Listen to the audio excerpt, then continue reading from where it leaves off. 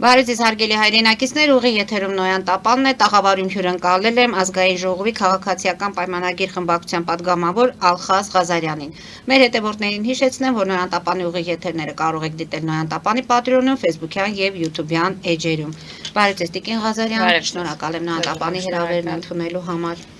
Սա մեր առաջին հանդիպումն է, կարծում եմ կլինի շարունակական, որտեղ մեր հաղորդման նպատակն է ձեզ հասցնել այն հարցերը, որոնք քննարկվում են այս տաղավարում,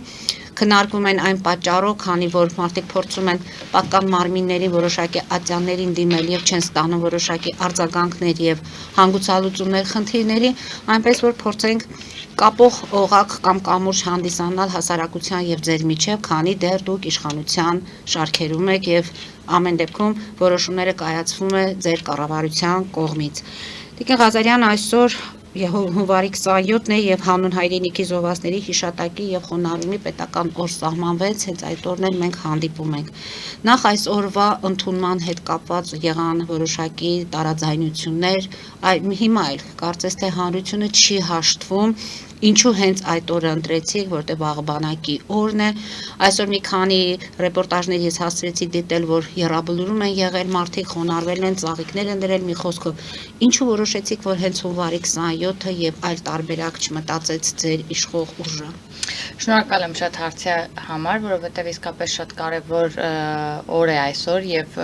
օրը պետք էր որ կարևորություն ունենար հենց այս առումով, որովհետև մենք միշտ ունեցել ենք տարբեր ժամանակներով հայրենիքի համար զոհված զինծառայողներ, որոնց համար կոնկրետ օր երբևէ չենք ունեցել մեր ուրացություն տարվա մեջ եւ պետք է ասեմ, որ այս օրվա նշանակությունը հենց կապված է իրենց ծառայության հետ։ Այդ իսկ պատճառով բանակի օրվանից մեկ օր առաջ նշում ենք հիշատակի օրը, այնուհետև բանակի օրը որպես արդեն ավելի ուրախ միջոցառում, ոչ թե որ երկուսը միասին միացվեր։ Նշանակվել եւ սկսել է քննարկումները օրվա շուրջ, քանի որ նաեւ մեր հանձնաժողովի եւ ես հանդիսանում եմ պետայրավական հարցերի հանձնաժողովում էր հենց քննարկում այս հարցը եւ ես էլ հարակից զեկուցողն եմ, պետք է ասեմ, որ բավականին շատ տարբերակներ են քննարկվել Խաչվերանց տոնի հետ կապված, նաեւ մեռելոցների այսպես ասած, բայց մենք հատուկ հունվարի 29-ի մասին մտածել ենք, բայց ցանկացել ենք, որպեսզի օրը լինի այնպեսին, որ այլ օրերի հետ որևէ ձևով չառնչվի եւ լինի հենց հատուկ նրանց համար եւ հատուկ նշмарված օր եւ քանի որ բոլորը ծառայության ընթացքում զոհվածին ծառայողներ են, լինեն պայմանագրային, հայրենիքի պաշտպանության համար ընկածներ են, ամենահարմար օրը հենց 27-ն էր եւ այդպես էլ չփոխեցինք, իրականում բավականին շատ քննարկումներ ենք ունեցել եւ եթե դաշտում խոսում էին ու դիմադիրները անընդհատ ռոպագանդում էին, որ անհամաձայնություն։ Ես նույնիսկ ես հասկանում եմ, բայց ես իմ ելույթում էլ հանձնաժողովի նիստում խնդրեցի չքաղաքականացնել այս հարցը, որովհետև սա քաղաքականացման թեմա չէր, որի շուրջ կարելի էր խոսակցություններ գեներացնել եւ նույնիսկ խնդրեցի, որ եկեք դուք չեք պատկերացնի հանձնաժողովի նիստի ժամանակ ինչպիսի պատճառներ էր ասվում, որ հնարավորինս այդ օրը փոխեին կամ ավելի շուտ այն նպատակը, որ հետապնդում են, եթե իշխանական պատգամավորը որևէ բան առաջարկում, կապ չունի դա ինչի մասին է, ընդդիմադիրները պետք է կամ չքվեարկեն կամ դեմ քվեարկեն, առանց հաշվի առնելով, որ գոնե այս հարցում կարող ենք բոլորս ունենայինք միահամուռ մի կարծիք, ինչի ես չեմ ընդունում, իհարկե անհաշտ եմ, բայց նույնիսկ հումորով հանձնաժողովի նիստի քննարկման ժամանակ օրինակ բերեցի, ասացի այն, որ ասում են այնքան լավ քեֆ էր, միջև հարամարեցի հոգիս դուրս եկավ, հիմա դուք եք այնքան ասենք կպնելու թեմա է, որ միջև կպակ, միջև փորձեցիք մենք օրվա հետ անհաշտ ենք, սա էր իրանց միակ բացատրությունը, բայց ես կարծում եմ այս թեմայի շուրջ օրվա հետ անհաշտ լինելու խնդիր պետք է առհասարակ չլիներ։ Կարծում եմ այսօրվա արդեն այցելությունները եռաբլուր, դրանք արդեն կան եւ շարունակվելու են եւ այո, այսուհետ մենք միշտ հունվարի 27-ը առանձնացնելու ենք մեր օրացություն։ Առանձնացնելու եք։ Այստեղ մտավախություն կա, որ սա սովորական հանգստյան օրվա վերածվի։ Ինչ է կանելու, ինչպեսի միջոցառումներ է հարկավոր իրականացնել։ Ես կարծում եմ, որ տեսեք, այս անգամ մի քիչ ժամանակ ունեցանք, որովհետեւ օրենքը շատ արագ ընդունվեց, բայց հետագայում ավելի այսպես տրամադրված կլինենք, որ միջոցառումների շարք լինի, որպեսզի կարողանանք օրը հնարավորինս լսել հիշատակին նվիրված միջոցառումները։ Եռաբլուրում դպրոցականներ կային եւ լրագրողներից մեկը ուսուցչուհուն հարցնում էր, արդյոք ձեզ պարտադրել են, որ աշակերտների հետ այցելեք եռաբլուր։ Իհարկե պատասխանը եղավ ոչ։ նմանատիպ այդ անախորժ միջադեպերից խուսափելու համար ինչ է պետք անել, որտեղ եթե դեմ են եղել, արդեն հասկանալի է, որքան էլ չքաղաքականացվեն, ամեն դեպքում պանթեոնում մենք նման դեպքեր տեսնում ենք։ Դե այո, բնականաբար մենք բազմիցս այդ ամեն ինչի մեջով անցել ենք եւ միշտ որոշվել է եռաբլուր գնալ որևէ իշխանական ներկայացուցիչ, բավականին տհաճ միջադեպերել են եղել այդ ընթացքում, բայց ես չեմ կարծում, որ դա այնտեղն է, որտեղ կարելի է նման բաներ սադրել եւ անել եւ շատ տհաճ զգացողություն եմ ունենում, երբ որ մանավանդ մոտենում ասում են ձեզ ստիպել են, եռաբլուր գնալուն չպետք է ստիպել, եկեղեցի գնալուն չպետք է ստիպել, դա մարդ պետք է իր ցանկությամբ իրականացնի եւ դա այդպես պետք է լինի, բայց քանի որ մենք ունենք հնից եկած այսպես ամեն մարդ ոնց որ իր արշինով է չափում, չեմ խուսափել բառը օգտագործելուց, իրենք այդ սովորույթի ուժով մտածում են, որ մեր ժամանակներում էլ կարող է հնարավոր լինի նենց բան, որ եկեղեցի ստիպենք մարդ գնա կամ ասենք եռաբլուր ստիպենք մարդ գնա, նման բան բնականաբար չի եղել ու չի կարող լինել։ Դե ասում են, որ ինչ խղճով եք դուք եռաբլուր բարձրանում։ Դուք օրինակ եռաբլուր գնում եք։ Այո, իհարկե գնում եմ։ Եվ չեք կաշկանդվում հասարակության ներկայությունից եւ այլն։ Ոչ բացարձակ, որովհետեւ այդ տղաները ընկել են այսօր, որ Հայաստանի Հանրապետությունը գոյություն ունենա, որպեսզի Հայաստանի Հանրապետությունը խաղաղ լինի, սահմանները պաշտպանված լինեն եւ ընկել են մեր բոլորի համար եւ մենք պարտավոր ենք գնանք եռաբլուր եւ պարտավոր ենք վեհ պահել նրանց հիշատակը միշտ։ Եռաբլուրից բացի նաեւ յուրաքանչյուր գրեթե համայնք ունի 44-օրյա պատերազմի զոհեր, 4-օրյա պատերազմի զոհեր եւ այսպես շարունակ, որտեղ հասցնում եմ եւ հասցնում եմ գնում եմ իրականում, բայց օրը նշмарելը կարծում եմ շատ կարեւոր է։ Իսկ զոհվածների ընտանիքների հետ ունենում եք հանդիպումներ, գիտեք նրանց հոգսերը, խնդիրները։ Գիտեք, սկզբնական շրջանում, երբ որ նոր էի պատգամավոր դարձել, շփումները շատ ավելի ինտենսիվ էին։ Հիմա էլի կան շփումներ որոշ ընտանիքների հետ, ում հետ արդեն այսպես մտերմաբար հարաբերություններ ենք պահպանում։ Գիտենք ու շատ նորմալ շփումների մեջ ենք, բոլորս էլ պատգամավորներ կար այս վերջում նկատեցի նույնիսկ այցելություններ են իրականացրել, այլն շատ ողջունելի է, ոչ մի խնդիր մենք այդտեղ չենք տեսնում։ Սադրիչները հիմնականում լինում են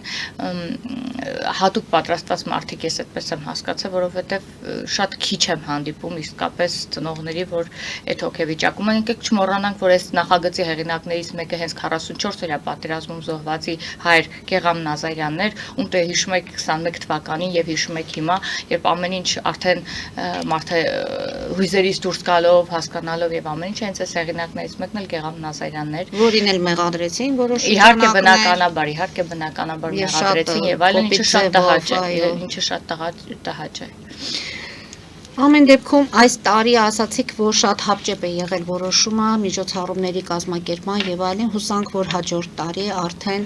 խորհուրդ կունենա, որտեղ դրա եթե մենք ուզում ենք դրանով մեր երիտասարդ սերունդին դաստիարակել եւ նրանց հիշեցնել, թե ում ենք պարտական եւ իրոք մենք յուրաքանչյուրս պարտական ենք այդ տղաներին։ Այո, այնպես չի, որ սրանք ձևական խոսքեր են եւ պատերազմի վտանգը դեռ միշտ էլ մեզ համար կա ու կա, որքան էլ ասում են գնում ենք դեպի խաղաղության, հաշվի առնելով այն աշխարհաքաղաքական իրադարձությունները, որ տեղի են ունենում։ Տիկին Ղազարյան, այս հարցի հետ կապված մենք կհետևենք զարգացումներին, գուցե ժամանակին ինչ-որ փոփոխություններ կարվեն, գուցե ժամանակին այլ առաջարկներ կլինեն, ամեն դեպքում ողջունելի է նման որոշումը։ Հիմա անդրադառնանք, թե ինչ է կատարվում մեր ներքաղաքական կյանքում, որը շատ արագ է փոխվում եւ դուք վստահ եք, որ վերարտադրվելու եք։ Քաղաքացիական պայմանագիրը ըստ ձեզ ունի մեծագույն շանսեր նորից վերարտադրվելու։ Հիմա այսօր մի փոքր անկեղծ լինենք։ Իրոք դաշտում դուք չեք տեսնում այն մեկին,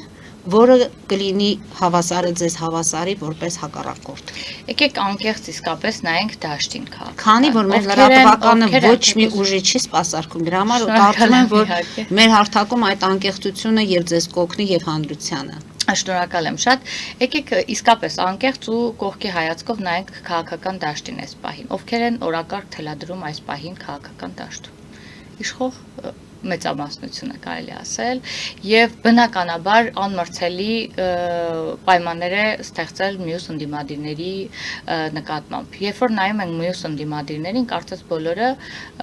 միշտ այս բառից խուսափում են, բայց նախկիններն են ու նախկինների այսպես արբանյակները, ովքեր տարիներ շարունակ եղել են ու հնարավորություն ունեցել են երկրում մի բան փոխելու, բայց տարիներ շարունակ մեր երկիրը իրենց ձեռքում, չգիտեմ, ինչ էր վերածվել ուղակի, ոչ կարողացել են նորմալ դիվանագիտությունը ապահովել, որպեսզի խաղաղություն լիներ երկրում եւ պատերազմի վտանգը չլիներ ու վերջում էլ պատերազմը չլիներ, ոչ կարողացել են որևէ ենթակառուցվածքներով երկիրը բանանել, վերականգնել, նույնիսկ այսօր առավոտյան շատ պատահաբար մի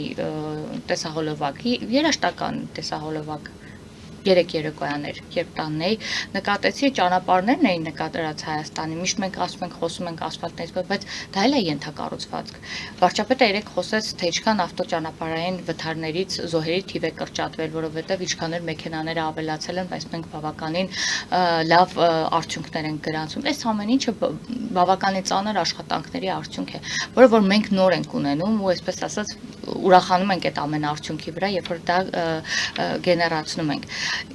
Այդ պատճառով ես չեմ տեսնում այնպիսի մի ուժ, որ կկարողանա այլ բան առաջարկել կամ կկարողանա գոնե համեմատվել այն արածի հետ, որը արվել է։ Ես երեք էլ բայց ձեր այդ լավ արածների կողքին պատերազմի եւ Արցախի հանձնումը ձեր իշխանության օրոք ես սխալ արտահայտություններ եմ էլի նկատում, ինչ է նշանակում Արցախի հանձնում կամ պատերազմ։ Պատերազմը այնպես չէ, մեղադրանքները շատ սխալ են ու մեղադրանքները մանիպուլատիվ մեղադրանքներ են, որովհետեւ պատերազմը եկավ, որովհետեւ դիվանագիտությունը արդեն մտել էր փակուղի եւ այդ մասին մենք չէ որ հայտարարել ենք, այդ մասին հայտարարել են հենց նախկին ներկայացուցիչները եւ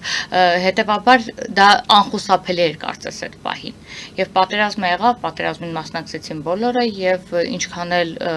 փորձենք այդ ամեն ինչը չեն կարող այդ ամեն ինչի մասին այսպես չբանանենք, բայց ամեն դեպքում այսօր ունենք խաղաղություն, այսօր ունենք խաղաղություն եւ այո մենք պայքարում ենք այդ խաղաղությունը կայուն դարձնելու համար։ Դուք հավատում եք այդ խաղաղությանը, ներքուստ, արտաքուստ։ Գիտեմ դժվար է, Դուք կարող եք ձեր շրջապատին համոզել, որ այդ խաղաղությունը չակերտավոր չէ։ Ես գիտեմ, երբ որ իշխանականի մոտից լսում եք, որպես իշխանության ներկայացուցիչ մտածում ենք մենք մեր այսպես բանն ենք առաջ տանում, բայց այո ես հավատում եմ, որովհետեւ ես նաեւ սահմանամերձ գյուղերում եմ լինում եւ խնդրում եմ էլի սահմանամերձ գյուղերից հարցնեք տարբերությունը սահմաններում այսօր եւ օրինակ օգոստոսի այդ պայմանագրի կնքումից առաջ հստակ տարբեր է ռետորաբանությունը, եթե նկատում եք, ինչքան սկզբից ագրեսիվ ռետորաբանություն էր հնչում նաեւ հարևան երկրից, բայց դա էլ է նվազել։ Այսինքն մենք քիչ-քիչ նվազել է, բայց չի վերացել։ Նվազել է, բայց այո, նվազել է։ Իհարկե բնականաբար ինչ խոսում եմ անկեղծ եմ խոսում եւ ինչ խոսում եմ զգալով եմ խոսում, որովհետեւ ես կարծում եմ, որ քաղաքացին պետք է այդ անկեղծությունը նույնիսկ հարցազրույցներից այն կողմ զգա եւ ես կարծում եմ հարցազրույցներից մեր քաղաքացիները հենց այդպես էլ զգում են, դրանում կարող եք վստահ լինել։ Այո, ես անընդհատ հարցումներել եմ անում, անընդհատ հետաքրքրվում եմ, 1 տարի կրակոց չի եղել, 1 տարի խաղաղություն է եղել եւ դա պետք է շարունակել։ Մենք ոչ մեկս չենք ասում, որ բանա, այտենց վերջ բոլորս մեր խոսքում ասում ենք, այո, խաղաղությունը պետքա փայփայել, խաղաղության մասին պետքա հոգ տանել, քայլ անել, անընդհատ անտրտունջ քայլ անել։ Եվ այս համատեքստում շատ կարևոր եմ համարում, հիշում եք, որ մի 2 ամիս առաջ նույնիսկ այնտեղ պահվող անձանց մասին էին խոսում, որ դուք չեք զբաղվում նրանց բանով, այո, չեք խոսում, չեք զբաղվում ռոպագանդային սարքել, բայց այսօր 3 չի առաջի օրն է նույնիսկ այնտեղից վերադարձած Գևորգ Սուջյաններ ուղիղ եթերով կամ տեսահոլովակեր ինչ որ նկարել եւ նկարագրում էր այն ամբողջ ընթացքը, որ կառավարությունը ինչ է արել, մենք չենք ասում։ Դա այդ անձն է ասում, ընտանիքի կողքին լինելը, այդ բոլորը աշխատանք են, որոնք որ պետք չի գովազդ ու PR անել, ինչպես բոլորն են արել կամ իրենք են արել, չեղած տեղից գովազդներ են արել ժամանակին, արժանապատվությունից խոսել, ինչից խոսել, էնի թույլ ուժեղից խոսել եւ այլն, բայց արդյունքում փաստերը այլ բանի մասին են։ Բայց եւ ասում է, որ քանի գերիներ ունենք մենք այնտեղ, մենք այո մասին մենք չենք կարող խոսել, նույն մրցանակին 2 անձ չի կարող հավակնել, եթե մեկը մյուսի։ Տեսեք, միշտ կարելի է այսպես անել, բայց պետք է ասենք, որ մենք 2 կողմն էլ պետք է աշխատի խաղաղությունը կայունացնելու մեր ջանքերն ավելին են, մենք հասկանում ենք։ Մենք էլ ենք պայքարում ու պայքարելու ենք, այո, բոլորի համար էլ պայքարելու ենք, այսինքն այսպես բան չկա էլի, այնպես որ սա ընթացք է, որը որ պետք է անցնենք։ Եվ խաղաղության գործընթացի հետ կապված այդ կառուցողական իշխանական մոտեցման հետ կապված Ադրբեջանը եւ Թուրքիան Ֆիդանի շուրթերով փաստորեն հայտարարեցին, որ եթե Նիկոլ Փաշինյանը չվերընտրվի, ցավոք այնինչ սկսվել այս գործընթացը կարող է փլուզվել։ Դա վերագրեցին, որ նրանք աջակցում են ձեր վերընտրությանը։ Դա իհարկե բնականաբար այդպես պետք է վերագրեին, որովհետև այդպես էր պետք։ Շատ ցավալի է, որ երբեմն ավելի ավելի շատ դրսից եկող այսպես հայտարարություններն են մանիպուլացվում եւ Հայաստանում շատ արագ այսպես տարածվում են։ Ես մի քանի անգամ ասել, նույնիսկ այնտեղ մի հատ եսի ինչ կարգի փորձագետ մի բան խոսի, մեկ էլ տեսնում ես մեր խորհրդարանի ներկայացուցիչները սկսում են դա ռոպագանդել հետ խորհրդարանում։ Շատ վատ եմ նայում այդ ամեն ինչին։ Իրականում այո, երկու երկրների ջանքերներ պետք է խաղաղությունը կայունացնելու համար, բայց մենք տեսնում ենք նաեւ, որ այսօր քաղաքական դաշտում գալիս են մարդիկ, ովքեր ընդհանրապես այդ խաղաղության գործընթացը չեն ուզում շարունակել։ Իրենք ասում են շատ լավ է խաղաղությունը, բայց մենք պետք է վերաբանակցենք, մենք այսպես անենք, մենք այնպես անենք, դա նշանակում է, որ նրանք ընդհանրապես խաղաղություն չեն ուզում, որովհետև եթե լինի խաղաղություն, նրանք ոնց են իշխանությունը պահել 30 տարի շարունակ անընդհատ այդ պատերազմի վտանգը թափահարելով, անընդհատ որ մենք այսպես ենք անում, որ պատերազմ չլինի, այս պահին նրանք անելու ոչինչ ու ասելու ոչինչ չունեն։ Այսօր դրա համար նրանք օրակարգ չունեն առանձնապես քաղաքացիների ներկայանալու։ Թե օրակարգ չունեն, բայց նրանք համարվում են ձեզ հակառակորդ ուր քաղաքականուր, դրանում էլ է ձեզ հանրությունը դրանում էլ է ձեզ մեղադրում, որ ինչու նրանք մինչև այժմ, եթե նախկին են քրեական գործեր կահարուցված եւ այլն, ինչ եք այդքան մեղմ, թեև ոմանց հանդեպ այնքան ձեր մոտեցումները հանդուգն է, որ այսպես ասած նրանք դառնում են արդեն քաղաքական դա իրենց մոտեցումն է, ընդհանուր առմամբ այո, եթե կողքից նայում քաղբանտարկյալներ են քաղբանտարկյալների մասին բավականին շատ են խոսել, ես չէի տեսել, որ չէ, եկեք տեսեք ում են իրենք քաղբանտարկյալ անվանում մարդիկ, որոնք ահաբեկչություն են կազմակերպել։ Ասենք, եթե թույլ տային, որ ահաբեկչություն է, այսինքն դե մենք հանրությունը պետք է հասկանալ որն է այս հանրության Ես էլ եմ ասում, հանրության մեջ այդ ասիկը որ ձևավորվել է, անկեղծ եմ ասում, ես միշտ մտածում եմ իմ մեջ ինչու հանրության մեջ այս կաղծիքը այս լիարժեք չեն կարողանում ճիշտ աղբյուրներից օգտվել ու այ մարդ գրած բաներ կան, վկայություններ կան, որոնք փաստացի ամեն ինչ ապացուցում են, էլի ահաբեկչության փորձ, եթե դա լիներ, կասեին, հա իշխանություն չկա, թույլ տվեցին ահաբեկչություն տեղի ունեցավ, հիմա կանխել ենք, հիմա էլ հակառակ բանն է, չեն հավատում, որովհետև տարիներ շարունակ այս մարդիկ խապված են եղել։ Մինչև հիմա մենք ընտրությունները ինչքան թափանցիկ ու արդար ենք իրականացնում, նույնիսկ ընդդիմադիրները բողոք չեն ունենում, բայց այն օրը դիտորդական առաքելության վերաբերյալ, որպեսզի կանոնակարգվի այդ առաքելության աշխատանքները, նրանք բոյկոտեցին դուրները, չէ, որովհետև իրենք գիտեն, որ իրենք կյանքում չեն կարողանում հաշտ գնան ընտրությունների, արդար ընտրությունների, չեն կարողանում։ Ես երեկ եմ ասել, մի լավ բան են կարել, որ այսօր ընդդիմությունը մարզերա գնում ժողովրդին մոտիկից տեսնում է, թե ժամանակին ով է ժողովրդի երեսը տեսնում կամ խոսում ժողովրդի հետ։ Շատ լավ է, թող գնան, թող ժողովրդի հետ հարցերը, եթե կկարողանան ապահովել այդպիսի ներկայություն, հիասթափության եք ուղարկում մարզեր, նպատակը ձեզ դա է։ Դե երևի թե եթե իրապես կարողանան իրենց մեջ ուժ գտնել եւ մենակ իրենց համախոհների հետ հանդիպել իրապես Հայաստանի Հանրապետության բոլոր քաղաքացիների հետ դուրս գալ փողոց քայլել հանդիպել, վստահաբար հիասթափություն կապրեն, որովհետեւ այո, համար առաջին մեղադրանքը, որ մեզ մեղադրում են, թե ինչու մինչեւ հիմա իրենց այդ քրեական գործերը արդյունք չեն հասել, բայց մենք միշտ ենք խոսել այս մասին, որ մենք ուզում ենք գնանք ինստիտուցիոնալ ճանապարհով, դատական համակարգը պետք է լինի անկախ, քննչականները եւ այլն, թող իրենք իրենց գործը անեն եւ եթե դրա կարիքը կլինի, համապատասխան գործ ընթացք տան, բայց միջամտել կարծում եմ այս փորձերին սա նույնն է ինչ նախկինները անում էին, ինչը մենք իհարկե բնականաբար երբեք չենք անի, կարմիր գծեր կան, որ չենք անցնի, նույնն էլ ընտրություններին է վերաբերվում, ու շատ գոհ եմ, որ գնում են ու խոսում են քաղաքացիների հետ, լավ կլիներ, որ քաղաքացիներն շատ սուր հարցեր տան, իհարկե չգիտեմ, ներկա չեմ կամ չեմ պատկերացնում ինչպես զրույցներ են վարում, բայց հետաքրքիր է ոնց կպատասխանեն շատ հարցերի։ Եվ անդրադառնանք երկու դեմքի ներքաղաքական կյանքում Սամվել Կարապետյան եւ Լևոն Քոչարյան։ Ինչպես եք վերաբերվում նախ մեր ձևովի այս ակտիվ գործունեությանը, նրանց կարելի ասել արդեն նախընտրական ծրագրին, հիմնականում շեշտը դրվում է տնտեսության վրա, խոսում են 300,000 աշխատատեղերի բացման մասին, մանր եւ միջին բիզնեսը հարկերից պետք է թեթևացնեն, բնակարանների գները պետք է իջեցնեն, մի խոսքով իրատեսական է, որ նրանց հետ կարող եք հենց պայքարի մեջ մտնել եւ ունենալ նրանք առավելություններ։ Գիտեք, ախր խոսելն այլ բան է, բայց արած գործի մասին վկայությունները իրենց տարիների ընթացքում էլ եմ ասում, իրենք նոր մարդիկ չեն, եթե իրենք այդպես ուզում են ներկայանալ, իրենք պարզապես մեծ գումարներ ունեն, PR արշավ են իրականացում։ Ընդ որում իրենց PR կազմակերպիչները ոչ հայ են, ոչ էլ հայաստանցի, ամբողջ խնդրեմը դրանում է, դրա համար երբեմն շատ տհաճ, այսպես շատ անլուրջ տպավորություն են թողում եւ իրապես անլուրջ է այդ ամեն ինչը, որովհետեւ տնտեսության մասին խոսալ ու տնտեսությունից տեղյակ չլինելը շատ զավեշտալի է եւ երեք ես նույնիսկ մեր ազգային ժողովի տնտեսական հարցերի հանձնաժողովի տեսահոլովակը նախագահի տեսահոլովակ էր կարճ նկարել եւ ասում էր եկեք բանավիճենք, բայց ասում էր երբ որ մենք խոսենք այդպիսի բաների մասին հիպոթետիկ հիմնականում ոչ մի տակը հաշվարկ չկա, ոչ մի վերլուծություն չկա հայաստանյան արկա իրավիճակի եւ այլն, հիմա տնտեսագետները լուրջ մի բոյկոտ էին բարձրացրել, բայց հետաքրքիր է որ զարմանալիորեն լռում են ու ոչինչ չեն պատասխանում։ Այստեղ երկու բացատրություն կա, կամ իրենք էլ են մեր նման անլուրջ վերաբերվում այս ամբողջ հայտարարություններին, կամ էլ այս մարդիկ ուղղակի այսպես հանգիստ բաներ են խոստանում, որը որ գիտեն, որ չեն ընտրվի, որովհետև ժողովուրդը իրանց չի հավատա, որովհետև ժողովուրդը իրանց աշկիտեմ ունի հեցի կառավարումը, որը որ 6 լուրջ խնդիրների պատճառով լիցենզիայից բան արեց, զրկվեց եւ որում տնտեսագետ ղեկավարների մասին է խոսքը։ Հա, պետք է ունենալ տնտեսագետ ղեկավարներ։ Խնդրում եմ էլի, այն ինչ որ իրենք խոսում են, ընդհանրապես արկա իրավիճակի հետ աղերս չունի, այդ մասին եմ խոսում։ Մենք ունենք մեր աչքի առաջ հեցի կառավարումը, հեցի կառավարման մասին կարելի է այսպես ամեն օր խոսել ու ամեն ճյուղից խոսել են, որ հավելագրումները,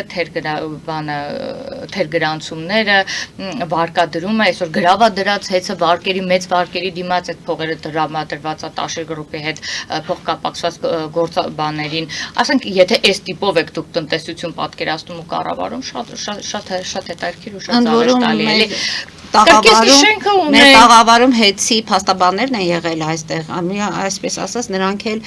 իշխանական կողմի հետ կապված բազմաթիվ մեղադրանքներ ունեն։ Երբևիցե եղել է թեկուզ հանրային այդպիսի մի բանավեճ կազմակերպել։ Միշտ առաջարկում ենք գալ բանավեճի, ես տեղյակ եմ, որ երեք Բաբկեն Թունյանն էլ նույնիսկ Նարեկ Կարապետյանին ասաց, եկեք բանավիճենք, եկեք իրար դեմ նստենք, հասկանանք էլի, այդ ինչ տնտեսական առաջարկներ եք, այսպես ասած անում, բայց չեն համաձայնվում դեռ իրենք նման բանավեճերի չեն, մենք քանիցս բոլորին հրավիրում ենք բանավիճերի, որովհետև մենք իրականում մաքուր ենք դաշտում աշխատում եւ ոչ մի խնդիր չկա թվերով, փաստերով եւ այլն, ոչ այսպես վախենալու կամ նահանջելու կամ բանավեճի չգնալու խնդիր չունենք։ Եվ ամենաշատ բանավեճի կանչող իշխանությունն ենք այսքան ժամանակ։ Բայց Ավել Կարապետյանն ասում է, որ փոքրիկ խմբակի բացահայտվել է փոքրիկ խմբակի տապալումը եւ ժամանակը մոտ է, անելու ենք մեր ձևով միասին երաշխավորված եւ հարատև խաղաղության պայմաններում շատ արագ Հայաստանը վերածելու ենք կրթված, առողջ, ապահով եւ զարգացած երկրի, ուժեղ Հայաստանի։ Ինչու՞ չեք մարդկանց հնարավորություն տալիս, որ այն ինչ որ դուք չեք կարողանում արագ հնարավորություն տալիս, մենք ընդհանրապես մեզ դատելու, մեզ եւ իրենց դատելու է մեր քաղաքացիները ընտրության օրը քվեն տալու։ Պարզապես մի օրինակ էլ ասեմ, այսպես որ խոսում են կրթված եւ այլն, առողջ, համընդհանուր ապահովագրության համակարգ ենք ներդրել, գիտեք հունվարի 1-ից ինչքան արդեն շահառուներ օգտվում են, նույնիսկ այսօր ընկերուներից մեկի բարեկամներ օգտվելու բավականին թանկ վիրահատություններ արել, բավականին անվճար, որ ինքը ասում է, որ եթե մնար իրենց ծախսերին, երևի թե դա այդ բանը չէին անի, այդ վիրահատությունը չէին անի եւ այսպես շարունակ։ Չեմ ուզում այսպես քարոզարշավի ոնց որ վերածվի, բայց ախր փաստեր կրթությունից ենք խոսում, մենք հասցրեցինք 5 տարում կառուցել 300 դպրոց մանկապարտեզ։ Ձեզ բավարարում է կրթության որակը, ձեզ գիտեք, բարեփոխումները բավականին մեծ ընթացքի մեջ են։ Ես ինքս կրթության ոլորտում եմ աշխատում, ես նաև գիտությունների բանի ընդհանուր եւ անօրգանական քիմիայի ինստիտուտի գիտաշխատող եմ, միջև падգամավոր դառնալս աշխատել եմ այնտեղ եւ այսօր հնարավորություն ունեմ օրենքը թույլ է տալիս նաև կեստրույքով դա պահել եւ ես աշխատում եմ բավականին տարբեր միջավայրում եմ հիմա աշխատում։ Եթե օրինակ հենց 18 թվականին, 19 թվականին ես միշտ եմ բարձրացրել այս հարցը, ես 68000 դրամ իմ ամբողջական աշխատավարձներ դրույքով, այս պահի դրությամբ մոտավորապես 99000 այսպիսի կես դրույք սա։ եթե մասնակցեի կարողանայի մեծ ժամանակ ունենայի ծրագրերին, նպատակային այդ ծրագրերին մասնակցեի, բնականաբար ավելի բարձր աշխատավարձ կստանայի։ Սա աշխատավարձի մաս է, դե բնականաբար բոլոր գիտահետազոտական ինստիտուտներին նպատակային ծրագրեր շահելու եւ այլն հնարավորություններ տեխնիկապես ամբողջովին վերազինում են ամեն ծրագրի ամեն բանին տալիս, այսինքն լրիվ այլ միջավայրում ենք աշխատում, էլի, այս առումով էլ պետք է ասեմ։ Զուտ տեղ եմ առնչվում։ Հանրակրթության ոլորտին շատ չեմ առնչվում, բայց դպրոցականները, որ գալիս են հանդիպումների ընթացքում, դե բնականաբար ժամի հետ կապված, որոշ տենց դասագրքերի հետ կապված ունենում ենք խնդիրներ, բայց կարծում եմ դրանք sense ժամանակին լուծվող խնդիրներ են, որովհետև մեծ բարեփոխումներ իրականացվում կրթության ոլորտում, մի քիչ պետք է այստեղ համբերություն ունենանք, որպեսզի կարողանա բարեփոխումը իր տեղը գտնել։ Տեսեք, առողջապահության ոլորտում էլ չէ, ինչքան երկար տևեց մինչև մենք այս համակարգը ներդրեցինք, որտեղ պետք է համակարգը պատրաստել, հետո նոր բարեփոխումը, այսպես ասած, իրականացնել։ Հիմա էլ կլինի կհանդիպեի որոշ խոչընդոտների, որոնք որ պետք է հաղթահարելի լինեն, այսինքն երբ որ սկսում ես մի գործընթաց առանց խոչընդոտի դա չի գնում եւ միանգամից գնահատական տալ չեմ կարող, բայց բնականաբար վստահ եմ, որ ավելի լավ սերունդ ենք ունենում կրթված, քան մինչև ես ենք ունեցել, որովհետեւ հնարավոր ամեն միջավայր ստեղծում ենք լաբորատորիաներով, մարզասրահներով եւ այլնով, ոչ մի բանի խնդիր չեն ունենում։ Մենք ասել ենք կառուցում ենք 300 դպրոց 500 մանկապարտեզ, մենք դա հասցնում ենք անել, նույնիսկ տեղյակ եմ 3 տեղեկացա դպրոցների քանակը նույնիսկ 300 չի, 354 ենք հարցրել։ Մի կրկեսի շենք էին սարքում, էլի պետքա վերադառնալ 13 տարի, ժողովուրդ ջան, այս մարդիկ ոնց երկիր զարգացնեն կամ շենք սարքեն։ Փող ունենալը դեռ չի նշանակում երկիր, դա բիզնեսմեն ես, կարող ես ներդրում անել, խնդիր չկա, ներդրումային մեծ հնարավորություններ է, բացահայտվեց նաև էկոնոմիկայի նախարարն է խոսեց, թե ինչքան ներդրումային ծրագրերի համար են նաև դիմել, աջակցություն ստացել պետությունից, անեն, թող անեն, ոչինչով չխանգարեն, բայց դա խառնել երկիրը ղեկավարելու հետ չէ էլի։ Տիկին Ղազարյան, տեսեք, Պետրոս Ղազարյանի մոտ հաղորդումը Նարեկ Կարապետյանը մի շարք հարցեր բարձրացրեց եւ օրինակի համար, որ զինված ուժերում նրանք չեն ծառայել այդ 4 տղաները, դրանց մասին խոսվեց եւ հիմա ինչի մասին է խոսքը։ Նարեկ Կարապետյանը փաստորեն հրաժարվել է կրկնակի այդ հետազոտությունները անցնելու, որպեսզի հանրության մեջ կա հետևյալ կարծիքը. նախ Նիկոլ Փաշինյանի հնարավորությունները ոչ մեկ չի թերագնահատում, այլ հակառակը համարում են, որ բոլոր իրավիճակների համար ինքը ունի լուծումներ։ Հնարավոր է, որ Նարեկ Կարապետյանի դեմ հենց այս իր ինքնախոստովանությունը, որ չեն ծառայել զինված ուժերում, օգտագործվի քաղաքացիական պայմանագրի կողմից։ Որտեղ կեղծ տեղեկանքների մասին, քրեական մանրամասն, այո։ Եվ ինչպես է ստացվում, որ ով մի փոքր ակտիվանում է, այդ քրեական գործերը լինում են։ Խնդիրը որն է, նրանք այնպես չեն ապրել, որ չեն խուսափում օրենքի առջև կանգնելուց, թե իրոք Նիկոլ Փաշինյանը շատ մտածված գնում է բոլոր գործողություններին։ Չէ, եկեք ճիշտ գնանք, երբ որ խոսում են հայրենասիրությունից, ես միտեղ կհասկանայի, անկեղծ ենք խոսում, միտեղ կհասկանայի, եթե եղբայրներից մեկը գոնե 4 էր իրանց եղբայրներից մեկը ծառայեր, մյուսը չծառայեր կամ երկուսը ծառայեր։ Կիպրոսի բնական է, չէ, որ ժամանակի զարտուղի ճանապարհով ազատվել են բանակից։ Մենք այդ բարքերը տեսել ենք, ժողովուրդ ջան, ինչպես շատերն են արել, ով փող է ունեցել, բանակում չի ծառայել։ Այն ժամանակ բանն լինեիր, նախարար լինեիր,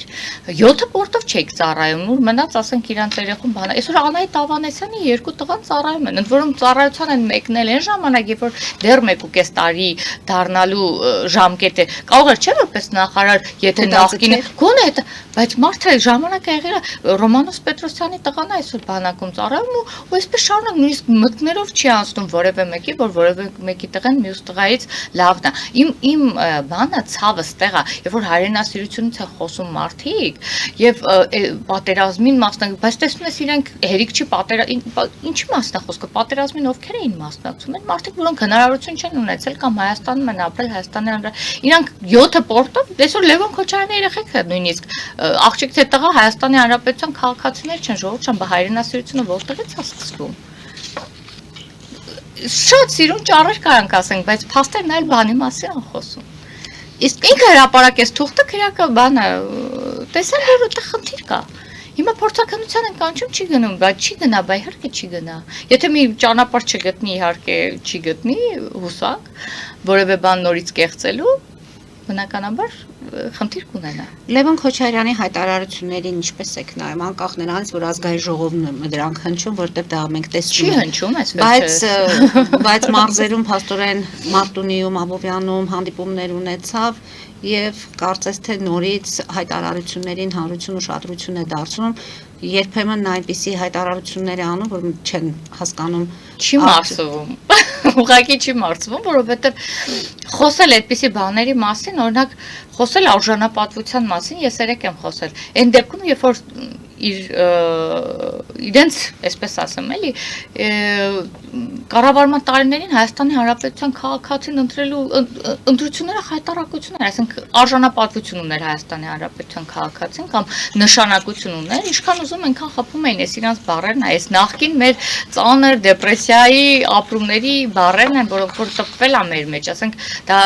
ժողովրդի հիշողությունը այդքան կարճ չէ, ամեն ինչ հիշում ենք, ամեն ինչ տեսել ենք, ամեն ինչով անցել ենք, թե ինչպիսի հայտարարակ վիճակ էր եղել։ Այսօր գնացել են մարզում, Մարտունիում խոսում են արժանապատվությունից, նեղվել է, որտեղ Մարտունեցի եմ, ժողովուրդն է ապագայում տնօրինելու իրավունքը։ Այո, ու շատ լավ ինքնախոստովանանք է, որ այո, ժողովուրդն է իշխանություն այսօր։ Ոչ կամ մեր ժողովրդի ապագան կտնօրինի Թուրքիան եւ Ադրբեջանը։ Ժողովուրդը ում քվեարկի, ում ուժին, որ ուժին ցայն տա, այդ ուժն էլ լինելու է ժողովուրդն այսօր իշխանությունը եւ ժողովուրդն է որոշել ու շատ լավ է որ վերջապես Լևոն Քոչարյանը դա հասկանում է։ Սա իրականում ելի եմ լսել մեր գործընկերներից ասել են պետք է շնորհակալ լինի իրենց հալածում եք հալածում ընդհանրապես ասում են ցույց մի խոսեք եւ ասում են հուսահատություն է իշխանությունը տարածում եւ չպետք է թույլ տալ որ այդ հուսահատությունը վերածվում է լկտիության դուք ժողովրդի հանդեպ ազնիվ չեք եւ արդար չեք բացարձակ նույն բանը չէի ասի, որովհետև ինքն է խոսում, որ բա եթե հանգարտ եւ այդպես է անում, որ ընտրություններին ժողովուրդը չմասնակցի։ Չէ, բնականաբար մենք ընտրություններին ամեն ինչ անում ենք, որ ժողովրդի քվեն տեղ հասնի։ Ժողովուրդը դա գիտի։ Մենք շատ ընտրություններ ենք ունեցել այս ընթացքում։ Հայաստանի Հանրապետության քաղաքացին հստակ գիտի, համայնքներ են եղել, ընդդիմադիրներ են անցել, մենք ընդհանրապես դրանում ընդունել ենք գիտություն, ընտրում եք այս համայնքի ղեկավարին, ընտրում եք այս ուժին, ընտրում եք ընդհանրապես խնդիր չենք ունեցել որևէ ընտրության հետ կապված եւ ընդհակառակը գնալով այդ կատարելագործում որ որևէ ձևի որևէ խնդիր չառաջանա որովհետեւ Հայաստանի Հանրապետության քաղաքացին իրոք արժանապատիվ ընտրությունների պետք է մարսի ու իրոք արժանապատիվ իշխանություն ունենա որովհետեւ կարողանա մարդը օրգանական կապ ունենա իշխանության հետ։ Այն ժամանակ այնքան էր այս պարակտվածությունը, ոչ օրենքների հետ կապ ունեինք, ոչ սահմանադրության հետ կապ ունեինք, ոչ իշխանության հետ կապ ունեինք, ոչ իշխանանք, որ մեկին տեսնում էինք։ Այսօր ազգային ժողովի падգամավորը ավելի քան հասանելի է յուրաքանչյուր քաղաքացու, վստահաբար ասում եմ, սոցիալական կայքերով, հեռախոսահամարով, հանդիպումներով, կուսակցական գրասենյակներում եւ այլն եւ այսպես շարունակ։ Դուք չեք պայքարում Արցախի վերադարձի իրավունքի համար, Լևոն Քոչարյանը հայտարարում է, որ իրենք պատրաստ են եւ դրա համար պայքարելու են։ Դե իրենք այլ խոսույթ չունեն, բացի դրանից, իրականում ոչ մի դաշտում դա չեմ պատկերացնում, ես մենակ մի բան կարող եմ ասել, երկիրը բաժանված է այսպիսի երկու թևի ու գնալով այդ բանը զգում եմ, մարդիկ, որոնք ընտրում են խաղաղությունը եւ մարդիկ, որոնք ընտրում են հարատև պատերազմական գործողությունների մեջ լինելը։ Եվ այստեղ մենք պետք է ընտրություն ունենք, ընտրում ենք խաղաղությունը թե պատերազմը եւ վերջ։ Տիկին Ղազարյան դուրս գան կարճատև գովազդային դադարի, որից հետո ես երկու հարց ունեմ ձեզ եւ կամփոփենք մեր հաղորդումը։ Հարգելի հայրենակիցներ, հետեւեք ինչ հաս կվերադառնանք տաղավար եւ կշարունակենք մեր զրույցը։ Ֆելիչե ժամանակակից ատամնաբուժական կլինիկա։ Այստեղ հարմարավետությունն ու խնամքն առաջնային են։ Այստեղ կիրառվում են ատամնաբուժական ամենաժամանակակից տեխնոլոգիաներ, ճշգրիտ ախտորոշում, արդյունավետ բուժում, նուրբ փորձառություն եւ անհատական մոտեցում։ Սկսած սովորական մանրուքներից մինչև առաջադեմ ընթացակարգեր, այստեղ դուք գտնվում եք բարձր որակավորում ունեցող եւ փորձառու ատամնաբուժական մասնագետների ձեռքերում։ Մեր բարեկամական եւ հյուրընկալ անձնակազմն այստեղ է յուրաքանչյուր այցը հաճելի դարձնելու համար։ Ֆելիչե, ձեր առողջ եւ ամենաերջանիկ շպիտը սկսվում է այստեղից։ Եկեք եւ բացահայտեք նորարարության փորձագիտության եւ կարեկցանքի կատարյալ համադրությունը։ Վաճառվում է գերմանական հնաոճ դաշնամուր 1892 թվականի արտադրության ֆոն Մուրբախ։ Գտնվում է գերազանց վիճակում։ Կինը 15000 ԱՄՆ դոլար։ Հեռախոսահամար 094 115 310։ Երևան փոստը Գրանադայի ուզում տեղեկացնում եմ։ Դրամական փոխանցումներ 1%-ով։ Օդանավով 1 փաունդը 2.99։ Նավով ուղարկեք 1 արկղ, երկրորդ արկղը անվճար։ Ավտոմեքենաների փոխադրում անհավատալի արժեքներով։ Ինչպես նաև կահույք եւ մեծ չափի բեռների փոխադրում։ Jackpot հագուստի խանութը երկրորդ մասնաճյուղն է բացել Գլենդելի սրտում, որտեղ կարող եք ձեռք բերել եվրոպական եւ ամերիկյան ընտիր հագուստեղեն, կոշկեղեն, աքսեսուարներ, պայուսակներ ամենահարմար արժեքներով։ Նաև կարող եք ցանկացած ապրանք պատվիրել եւ ձեռք բերել կարճ ժամանակում։ Jackpot-ի Գլենդելի հասցեն է 1135 North Pacific Avenue, հեռախոս 818 813 2252։ Jackpot հագուստի լավագույն կենտրոնը Գլենդելում։ 60-ից ավելի ճանաչված եվրոպական բրենդների ինքնատիպ, չկրկնվող եւ մատչելի ընտրանին Fortuna Home and Country House խանութ սրահում։ Նորաոճ սպասք եւ կահույք հորեկա բնագավառի համար, տեքստիլ, տնտեսական ապրանքներ, ամեն ինչ գեղեցիկ կյանքի համար։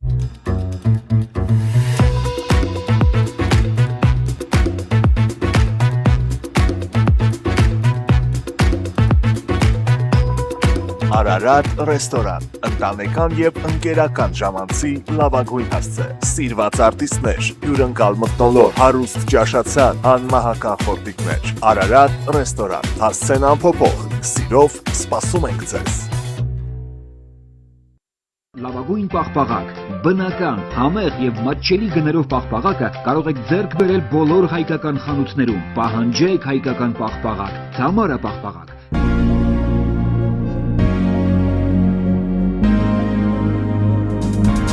Տպագրեք ձեր գիրքը Նոյան տապան տպագրատանը, ինչպես նաև թերթեր, ամսագրեր, բուկլետներ եւ այլն։ Հասցեն քաղաք Երևան, Իսահակյան 28 առաջին հարկ։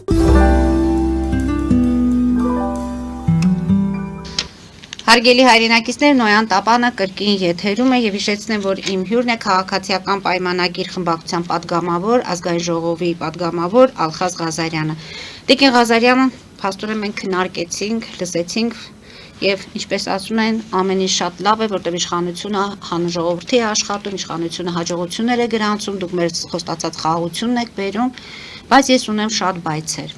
Այս տաղավարում հենց ձեր աթոռին նստում են մարդիկ, ովքեր բողոքում են իշխանություններից, բողոքում են անտարբերությունից, բողոքում են ոչ ճիշտ համակարգային բարեփոխումներից կամ փոփոխություններից։ Տեսեք, դուք առողջապահության ապահովագրության մասին խոսեցիք, ընդունելի, ողջունելի փաստ է, բայց ես մոտարապես 10-15 օր առաջ մի մոր նամակի արձագանքեցի, ով բողոքում է, ով, այսինքն գիշերը օգնության ճիչ, այսպես կարելի ասել համացանցում, աղջիկը կոմայի մեջ էր եւ գնում են պոլիկլինիկա, սարքը չի աշխատում, շաքարային դիաբետիկով երեխայի մասին է խոսքը, ասում են գնացեք հետո կգաք։ Պատասխանը կոմայի մեջ է երեխան։ Խնդիրը հետեւյալն է, դեռ 2014 թվականից Նոյան տապանը այս երեխաների հետ կապված մեծ պայքար ունեցավ եւ հասանք նրան, որ անվճար դեղորայքսպրիսներ, տեստեր եւ այլն, հիմա երբ երեխաների 18 տարին լրանում է, նրանք արդեն մատնվում են անտարբերության կամ ունենում են հաշմանդամության կարգ, որը թույլ է տալիս նորից անվճար օգտվելու կամ չեն ունենում եւ ծնողները ցայտնոտի մեջ են, որտեւ այն ինչը օգտագործում են երեխաները առօրյայում դրանք բավականին թանկ են եւ այդ գումարը չի լինում։ Ես հաղորդումից հետո ձեզ կհանձնեմ Ալին Աղաջանյանի նամակը, որ դուք տեղյակ լինեք, թե ինչի մասին է խոսքը եւ նրանք այլևս չեն լռելու, որտեղ երեխաների ճակատագիրն է, պետք է հարցը լուծումը գտնել։ Այս հանձնաժողովների հետ կապված են ունենում միջադեպեր, նույնիսկ ծնողների միջև ով հարում է իշխանական կողմի ավելի շատ արագի լուծում իր հարցերը։ Ես այս խնդիրներ եմ բարձրացնում, որոնք նամակներ են գրվում աշխատակազմի վարչապետի նամակները չեն հասնում։ Արսեն Թորոսյանն է այս խնդրից տեղյակ։ Շատ հարցերում օգտակար է եղել, համենայն դեպս համակարգային փոփոխության մասին է խոսքը, որ 18+ արդեն երեխաները, ովքեր շաքարային դիաբետ ունեն, նրանք պնդում են, որ կյանքի որակը չի լավանում, գնալու խնդիրներ։ Մի խոսքով, այս նամակը ես ձեզ կփոխանցեմ։ Երկրորդ նամակը, որը կուզեի խոսել, դատաիրավական համակարգի մասին է խոսքը։ 12 տարվա սպանության գործը կոծկվում է, ամեն դեպքում խուսափում են, ընդդիմադիր թե ընդդիմադիր պատգամավորները այսքան ժամանակ չփորձեցին ծնողի լսել, ընդ որում ասեմ, որ խոսքը Ռուզաննա Դանալյանի որդու 27-ամյա որդու սպանության մասին է, Նիկոլ Փաշինյանը նախքան վարչապետ լինելը այս գործից տեղյակ էր, լսել էր եւ Ռուզաննա Դանալյանը այն կինն է, ով առաջինը հանրապետականների այս կուսակցական գրքույկը պատրեց Բաղրամյան 26-ում, այսինքն առաջինն էր, որ ոտքի կանգնեց, եւ մայր, ով վաստակաշատ լեզվի գրականության մանկավարժ է եղել Գյումրիում, այսօր սովորել է իրավաբանություն, որ իր տղայի գործը հասցնի արդար լուծման։ Այնպես որ եկեք այսպես պայմանավորվենք, մեր տաղավարում խնդիրները, որոնք կուտակվում են եւ չեն հասնում վերևներին, ընդ որում Ռուզաննա Դանալյանի նամակում կա գլխավոր դատախազի վերաբերյալ իր տեսակետը, կարծիքը, այնպես որ ես կխնդրեմ այս նամակները վերցնել, ուսումնասիրել եւ տեսնել, թե ինչու խնդիրները չեն լուծում։ Սա ամեն դեպքում ձեր վարկանիշի հետ է կապված։ Շնորհակալ եմ շատ, իհարկե Որում այստեղ կարող եմ ասել արցախցիները նույն այս խնդիրը նորագավիթի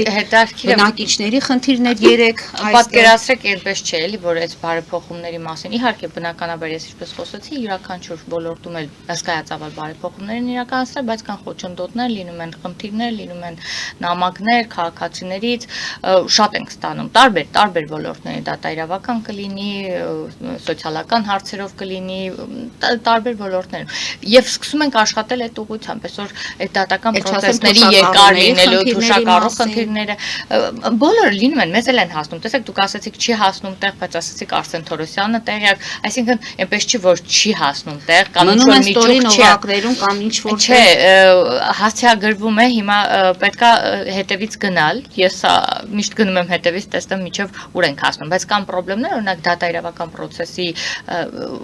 եւ դատերը այնքան երկար են տևում, վաղը ժամկետ է անցնում եւ այլն, այո, շատ ծանոթ խնդիր է, որի ուղղությամբ մենք այսօր աշխատում ենք ու հնարավորն է նույնիսկ այս տարվա սկզբին միջոցառում ունեցանք, որպեսզի կարողանանք հնարավոր այդ դատական process-ները կրճատել եւ այդ ուղղությամբ արդեն մի քանի օրենսդրական փոփոխություններ իրականացվել են, ժամկետներ են դրվել, որ յուրաքանչյուր քաղգործ, վարչական գործ եւ այլն քրեական գործերի վերաբերյալ է, որպեսզի կարողանանք այդ ժամկետները հնարավորինս սեղմացնենք, որպեսզի այսպես ուշացած դատավարությունների ականատես չլինենք։ Իհարկե շատ ակնհայտություն օրինակ ասեցիք, որի հետ մենք բախվել ենք ու շարունակում ենք բախվել, կուր ենք դատավորների ծանրաբեռնվածություն շատ, որ հնարավորինս հիմա էլեկտրոնային եղանակներով ենք ուզում թեթևացնել, որպեսզի նման գործերը հնարավորինս արագ առաջ գնան։ Բավականին շատ խնդիրներ են լինում։ Զուտ նախընտրական խոստումներ, Չէ, մենք արդեն օրենսդրությունը ընդունել ենք, ունենք արդեն վիճակագրություններ, թե որտեղ ինչքան են թեթևացել դատավորների աշխատանքը, ինչքան է ընթացք տրվել գործերին, բարբերաբար մենք այդ ընթացքը հետևում ենք, այսինքն սա նախընտրական ընդհանրապես ոչ մի բանի հետ կապ չունի, սա իրապես այն արդարությունը, արդարադատությունը, որ մենք ուզում ենք իրապես հասնենք Հայաստանի Հանրապետությունում, որ Հայաստանի Հանրապետության քաղաքացին միշտ է ունեցել։ Այդ ուղղությամբ ակտիվ աշխատանքներ են տանում սահմանադրության նոր բարեփոխումներով եւ այլն, վստահաբար հետագայում մենք նման այսպես երկար դատերի ականատես իհարկե քրեական գործերը օբյեկտիվ եւ սուբյեկտիվ պատճառներով լինում է, որ երկարում են, բայց հնարավորինս ամեն process օպտիմալացվում է այնպես, հիմա էլ են մտածվում այնպիսի օրենսդրական նախաձեռնություններ, որ կարողանանք դա հնարավորինս կրճատենք այդ ժամկետները։ Այս առումով այսքան խնդիրների մասին էլ առաջինի դեպքում որ ասացիք, իրապես եթե Արսեն Թորոսյանն էլ տեղյակ է, շատ լավ եմ, որ Արսեն Թորոսյանը մեր նախարարներից Սուրանկյունն էլ է Կիրակի օր անդրադարձել այս թեմային, մենք շատ ենք անդրադարձել եւ հիմա եթե մամուլում էլ է այս խնդիրը բարձրաձայնվում եւ ծնողները չեն լռելու, մենք էլ այլ լրատվամիջոցներ ենք, որ հարթակը տրամադրում ենք։ Այնպես որ ցանկալի է, որտեղ այդ ուղղությամբ հնարավոր է։ Երեխաների քանակը այդքան էլ շատ չէ, բայց ընտանիքները, ընդ որում ասեմ, այս ընտանիքները մարզերից են։ Մարզերում մանկական էնդոկրինոլոգի հաստիքը չկա, աշխատավարձավելու շուտ ցածրը չեն աշխատում։ Այստեղ մի քանի խնդիր կա, որ լուծելու դեպքում նամակը փոխանցեք, արցախցիների հարցերն են լինում այնպես, լինում են, այո, արցախցիների հետ էլ ինտենսիվ աշխատանքներ լինում են, կան այս պահին էլ իրենց բնակարանային ապահովման հարցերի շուրջ եւ այլն ստանում ենք դիմումներ, հարցեր, այնպես որ յուրաքանչյուր բարեփոխում էլ հանդիպում է իր խոչընդոտներին, որը որ ժամանակի ընթացքում հարթեցվում Պարզապես այս մստաբար ասում եմ, խոչընդոտները օրինակ ես կյանքի հետ երկու կապված նամակներն էլ ես չեմ ստացել, չգիտեմ ինչու ինձ չեն հասցեագրել, բայց ունենում ենք նամակներ։ Հիմա ես արդեն համոզված եմ, որ մեր հաղորդումից հետո ես էլի նամակներ կստանամ, արդեն թոշակների հետ կապված, որտեղ դուք թոշակները փաստորեն մեծերին, մեծահասակներին դրել եք ընտրության առջև այդ հետ վճարի։ Հնարավոր է այդ հետ վճարի քաղաքականություն ինչ որտեղ քննարկվի եւ պարզապես մարդկանց թոշակները ավելացնել 10,000 դրամով։ Գիտեք, մենք քանի որ անցնում ենք ընդհանուր առման բանկախի գործառույթների իրականացմանը եւ բոլոր տեղերում գրեթե այդ կանխիկ գործառույթները դուրս են գալիս։ Այդ իսկ պատճառով դա նույնիսկ չենք քննարկում, որովհետեւ կարծում ենք դա ավելի շատ հարմար է մեր թոշակառուներին քարտով ստանալը, քան ամեն անգամ գնալ եւ բավականին հարցերից է ասած։ Իրականում մի քիչ ուղղակի գործառույթան խնդիր ունեն։ Շուկաներում չկա անկանխիկ Դե պետքա մեզ լինի, որ լինի, մենք պետք է աշխատենք այնպես լինի, որ այսպես ասած, թե շուկաները, թե մյուսները բացառա։ Ես օրինակ չեմ հանդիպել, անկեղծ եմ ասում, միտեղ, որ ասեն չենք ստանում, եթե միտումնավոր դա չանեն։ Եթե միտումնավոր դա չանեն, իհարկե իմ հետ չի պատահում, կարող է ինձ ճանաչում են չի պատահում։ Ես ասեմ, մի անգամ փորձեցինք մի թոշակառուի քարտով, այսինքն թոշակի գումարը իրեն վճարել։ Տատիկս էլ է, տունը ունեմ էլի թոշակառու, նորմալ օգտվում է ոչ մի խնդիր, որ ասենք թոշակառուն իր քարտի մեջ պետք է ունենա գումար, որտեղ գնում է ինչ որտեղ լաբորատորիաներում առողջության հետ կապված անալիզներ է տալիս եւ այլն։ Մի խոսքով կանխիկ գումարի անհրաժեշտությունը կա։ Իրենք կարող են իրենց գումարը կանխիկացնել։ Բայց եթե կանխիկով իրենք անում են, կանխիկով եթե այդ վճարումը անում են, այդ հետ վճարի մեջ չի երևում։ Ինչ-որ մի տոկոս կարող են կանխիկով։ Դրա համար գուցե բոլոր տեղերը նախ ամեն հարմարություն Դե բնականաբար սկզբնական շրջանում բողոքները շատ էին, որ տեսել ապարատները չկան, բաները, սարքերը չկան առևտուր անելու եւ այլն, բայց հիմա կարծես այդ հարցը այդքան, օրինակ ես հիմա էլ արդեն դրա հետ չեմ այդ հարցին չեմ շուկաների հետ կապված, որտեղից առևտուր են անում թոշակառուները հիմնական այդ խնդիրը այդտեղ կա։ Եթե արկա է մի հատ կուսումնասիրում, բայց այնպես որ խնդիրներ դեռ շատ կան։ Կան փորձենք այդ խնդիրներ, բայց խնդիրների հարթվող խնդիրներ։ Եվ քանի որ այսօր նորից հիշենք, թե օրը որն է, վաղն էլ մեր բանակի օրն է։ Այո։ Բանակի հետ կապված։ Բանակի հետ կապված կարող եմ ասել, որ բարեփոխումների մի հսկայածավալ գործառույթներ իրականացնել ենք Հայաստանի Հանրապետության զինված ուժերում եւ դրանք արդեն ակնհայտ են եւ 20,000-անոց պրոֆեսիոնալ բանակի մասին է խոսում քաղաքացիական պայմանագիրը։ Այո։ 5-րդ սերնդի։ Այո, խոսել ենք ու ցկտելու ենք դրան։ Դուք գիտեք, որ մենք բավականին շատ ծրագրեր ենք իրականացնում, որպեսզի պայմանագրային զինծառայողների թիվը այսպես պաշտպան հայրենիացն ներդրվել եւ այլն եւ օրորի այդ թիվը պաշտպան հայրենիացում ընդգրկվելու շատանում է։ Մենք այսպես գնում ենք դեպի պրոֆեսիոնալ բանակի, պրոֆեսիոնալ ցենքերով, պրոֆեսիոնալ պաշտպանողական այդ ամբողջը նվիրված պաշտպանողական գործողություններին եւ վարշապետն էլ արդեն բաց խոսում է բարեփոխումների, գնված զենքերի եւ այլնի մասին, որովհետեւ եկել է այն ոնց որ արդեն մարդ քաղաքացիները առնչվել են, նույնիսկ գնում են խմբերով տեսնելու, թե ինչ զենք է գնվել, գումարը, այսինքն այն ամեն ինչը ինչ որ իրականացնենք բարոն ակնհայտ է, եթե ունենակ ծանոթներ, ովքեր հիմա ծառայում են բանակում եւ հավատացեք օրինակ ձեր տղաների ծառայության հետ, որ աղերս չունի մեկը մյուսի հետ, այդ իսկ պատճառով բանակում ծառայելն էլ օգնում է, որպեսզի կարողանան մարդիկ հեշտությամբ իրենց երեխային բանակ ուղարկեն եւ երբևէ չմտածեն Հայաստանի Հանրապետությունից հանելու կամ քաղաքացիություն փոխելու մասին։ Ինչպես գիտեք, վերջերս падգամավոր Հայկ Սարգսյանն էլ նախագծով էր հանդես եկել, որպեսզի կարողանան այն մարդիկ, ովքեր տարիներ շարունակ դուրս են եկել, ինչ պատճառներով օբյեկտիվ սուբյեկտիվ, որ բանակում չծառայեն, այսօր դրսում են գտնվում, քրեական հետապնդումից հանենք, որպեսզի մարդիկ հետ կան եւ եթե կուզենան, ես շատ կցանկանայի, որ իսկապես ուզենան ծառայեն եւ ծառայեն, ոչ թե գումար վճարեն, բայց Եվ այս տաղավարում մենք խոսել ենք, դեպքեր ունենք փաստաբանի հետ, երբ հիվանդ երեխաներին են տանում։ Զինկոմիսարիատում տեսնում են, որ տղան adekvat չէ, խնդիր ունի։ Ես չեմ կարծում։ Եվ մորն ինչ են ասում, կգնա, կվատանա, կտանեն հոսպիտալ, կզորացրեն։ Այնպես որ ես չգիտեմ նման խոսակցություն, բայց ես աչքիս առաջ ունեմ մարդիկ, ովքեր զուտ կողքից նայել եմ, տեսել եմ, որ տեսողության խնդիր ունի, ու շատ հետաքրքիր հերվից, այսպես կողքից բարեկամս էր, ասացի տեսնեմ ինչ ընթացք կունենա, որպեսզի ես ինքս գնահատեմ։ Չեն որևէ ձևով որևէ այսպես առնչություն չէր կարող ունենալ իմ հետ կամ ինչ որ բան։ տեսա ինչպես հարթ ստուգումների արդյունքում տղան ազատվեց բանակից, որովհետև լուրջ տեսողական խնդիրներ ուներ։ Այսինքն այն առաջվա